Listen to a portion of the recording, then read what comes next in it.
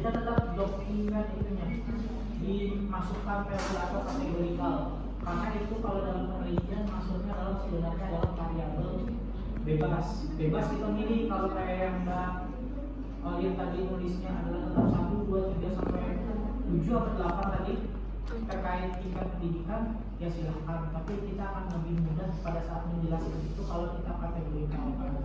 Jadi kita sudah buat dia kategori ya, bahwa SD dan SMP itu adalah kategorinya pendidikannya rendah ya, seperti itu.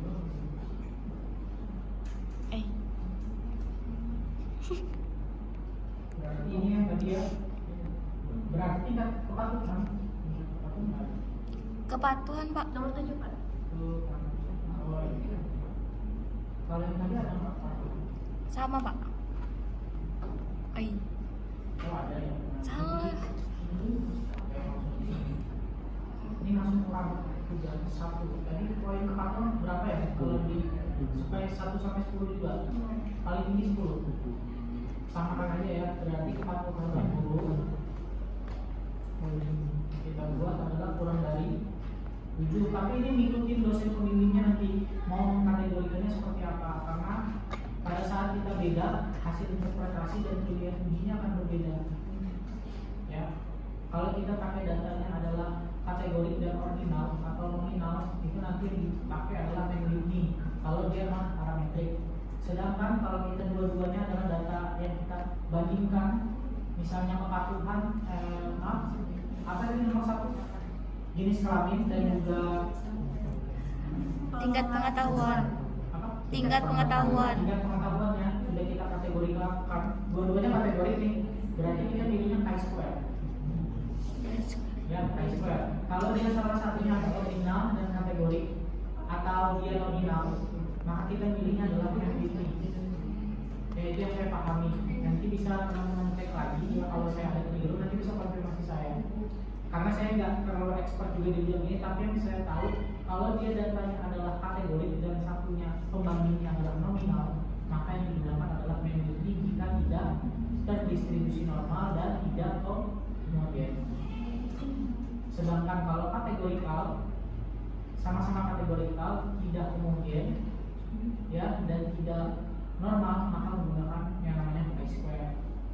Kemudian nanti terkait kapan kita dari chi-square pindah ke Fisher, itu akan saya jelaskan di minggu depan. Karena ini sebetulnya materinya adalah materi sebelum UTS. Ya, materinya sebelum UTS.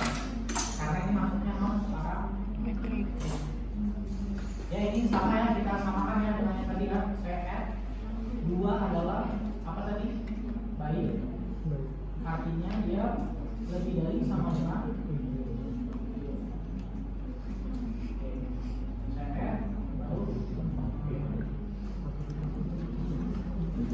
baru kalau untuk chi-square maksudnya adalah di sini menggunakan data prospek. Nah, row ini masukkan yang bagian row, yang mana kolom ya, tahu ya, row dan kolom yang mana. Kalau bikin tabel yang row, yang kolom, tahu? Ya nanti intinya dicoba dulu, nanti saya cek. Dengan seperti itu akan lebih lengket ya materi seperti ini. Kalau saya jelaskan, karena itu yang saya alami dulu pada saat kuliah. Jadi berubahlah sebelum UTS kami nilai jelek, setelah UTS karena praktek ya dibantu oleh dosennya, dengan praktek seperti ini kami lebih paham. Karena langsung mencari teorinya, kemudian langsung menerapkannya. Ini masukannya di dalam sini ya. Kalau nggak tahu ini apa sih dibuka ya. Oh ternyata di sini ada chi-square. Berarti dicek. Tahu. Udah gimana nggak usah dipikirkan, karena kita mikirnya cuma chi-square. Jadi biasanya ada persentase ininya Pak, persentase 95% dan seterusnya. Tapi kalau saya ini tidak ada. Ya dia tidak ada di sini. Sudah, nanti teman-teman masukkan nih. Saya minta untuk sambil cari di YouTube atau minta sama masukannya mana sih, datanya di atas ya di bawah. Karena saya tahu kalau saya sampaikan 2-3 menit kemudian hilang. Ya tolong masukkan, nanti saya koreksi. tahu ya, masuknya analyze. Kemudian apa tadi? Descriptive, masuknya adalah Trustable.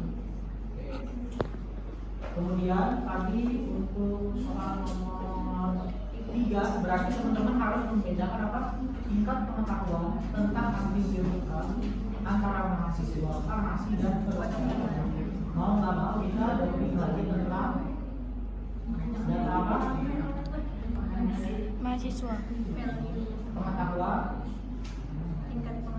nanti dirinya datanya seperti apa? Kita lihat. Oh ternyata angka juga ya, kita kategorikalkan saja sama seperti tadi. Kalau value ini tergantung pembimbing nanti. Pembimbingnya mau menjadi 3, berarti nanti itu beda lagi cara ujinya. Bisa jadi saja dia pindah ke share nanti. Kalau dia tidak homogen. 1 tadi buruk. Dalam kurung kurang dari 7 ya, kita masukkan lagi 2. Kemudian nanti di sini kali lebih dari sama dengan baru kita masukkan. Yang belum lagi apa kira-kira? Mahasiswa. Oh sudah. Saya tambahkan lagi tugasnya.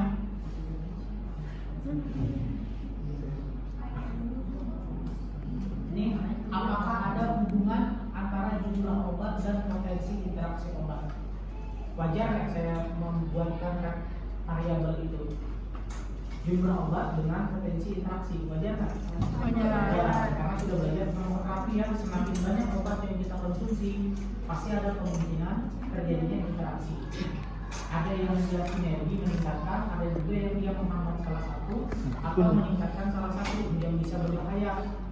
Underdose atau overdose akhirnya itu bisa terjadi. Jadi tambahannya saya ketik di sini langsung ya. Iya Pak.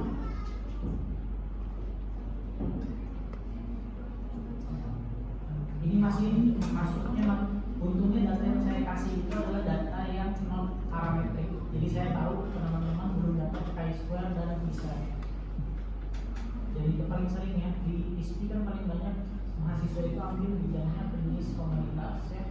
Dan itu jadinya chi-square dan bisa. Yang benar nanti saya sama Pak Ida dipanggil. Kalau mahasiswanya nggak bisa sama saya ini. Oh nggak bisa ya Pak? Saya kontrol dia.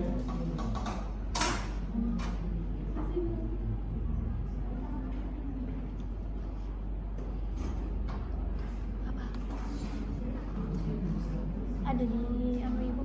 Paling bawah.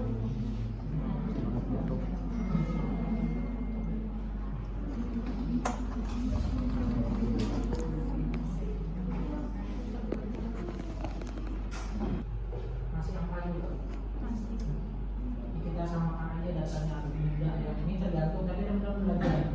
Kalau dosennya mengarahkan dibuat 3 kategori atau saya maunya 1 sampai sekian pakai rentang, ya silahkan dibuat ya diikuti. Ini yang mudah saja. Ini dulu, banyak sedikit, ya sedikit itu jumlah obat berapa?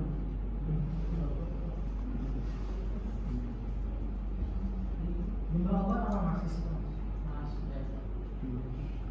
angkanya berapa? Pasti ya. Jumlah obat paling banyak 7 Pak. Paling banyak 7. Iya. Jadi saya sebutkan 1 itu sedikit ya. Itu adalah kurang dari 3. 2 banyak ya, bisa aja nanti menengah atau apa ini bisa dikategorikan seperti itu ya. Banyak adalah lebih dari sama dengan 3.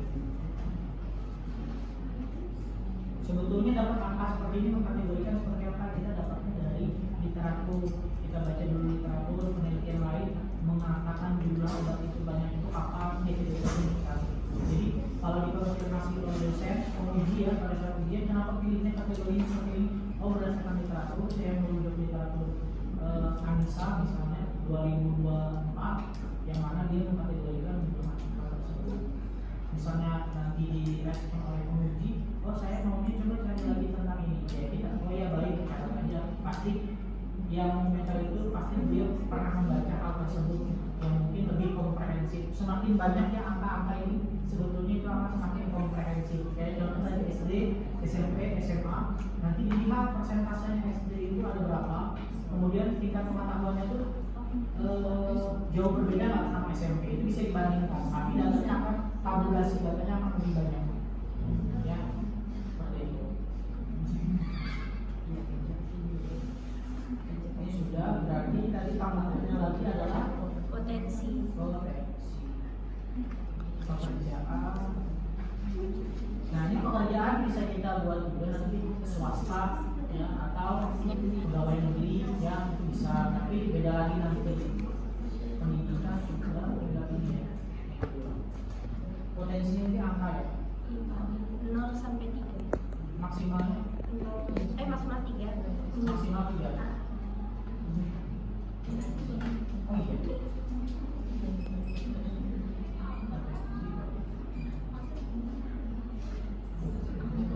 Bisa kita masukkan lagi nanti datanya bahwa satu, tidak ada interaksi ya, tidak ada aja. Kedua adalah dia kurang dari 2, berarti maksimal adalah 1 ya. Misalnya 2, potensi interaksi itu adalah lebih dari 2. Sebenarnya ini lebih enaknya lagi adalah dikategorikan tidak ada interaksi itu 0 sampai 1 biasanya ya. Kemudian 2 itu adalah potensi interaksi menengah. Kemudian yang 3 adalah interaksi tinggi. Oke.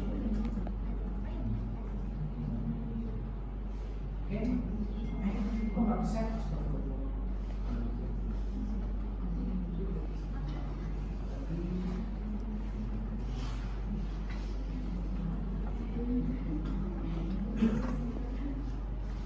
Jadi kurang dari berapa tadi? Kurang dari 2. Kurang dari 2 ya.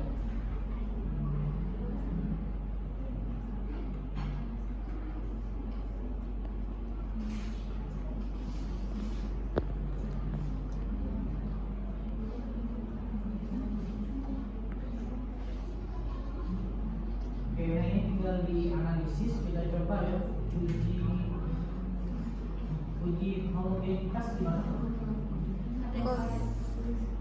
Convergence.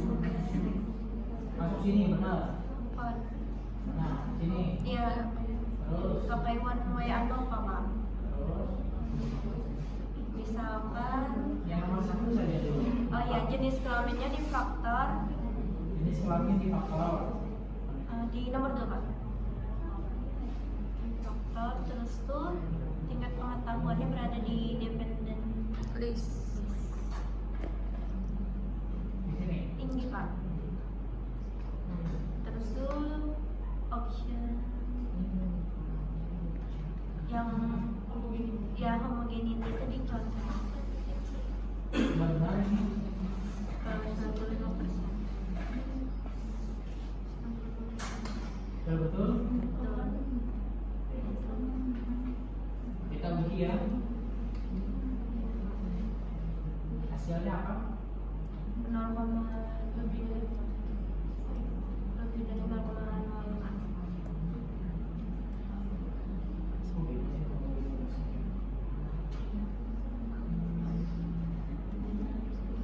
Ada yang dapat non homogen setelah dikategorikan tadi?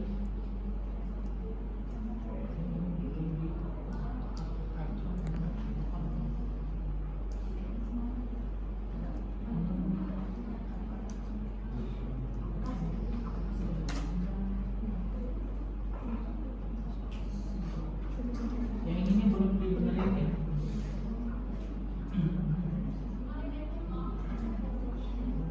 Ini jenis kelaminnya dihapus ya.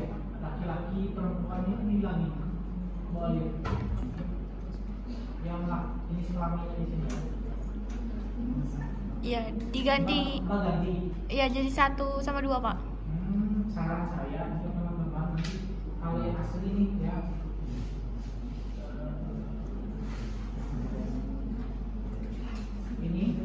kelamin nanti di add aja nih, dimasukkan aja di sampingnya. Insert variabel. Di sini tentukan di ujung kelamin, ya kelamin underscore kategori. Ya baru nanti dimasukkan datanya adalah kita melihat di sini oh laki-laki ya satu. Kemudian ini bisa di copy ya. Kalau yang sama tinggal di paste sampai ke ini. So kemudian di sini 2 tinggal di copy lagi. Ya ini langsung di paste lagi. Itu bisa. Tapi kalau yang sudah terkategori-kategori tadi mau nggak mau ya kita harus input 1, 2, 1, 2, 1, 3 ya dan seterusnya. Jadi ini tadi ada missnya di datanya mbak. Nanti bisa ditambahkan yang sesuai yang sebelumnya. Nanti di sampingnya ada underscore kategori atau tab. Oke, paham sampai sini? Ada yang mau ditanyakan? Tolong lihat ya uji chi-square sama bisa sambil nonton YouTube bagaimana tahapannya. Tapi gambarannya tadi adalah analyze, descriptive, masuknya adalah cross.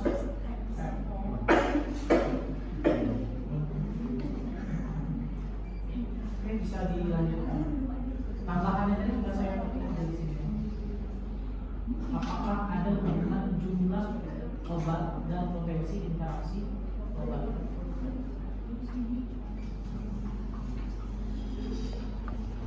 Sadaq Allah. Jadi ada yang benar kemarin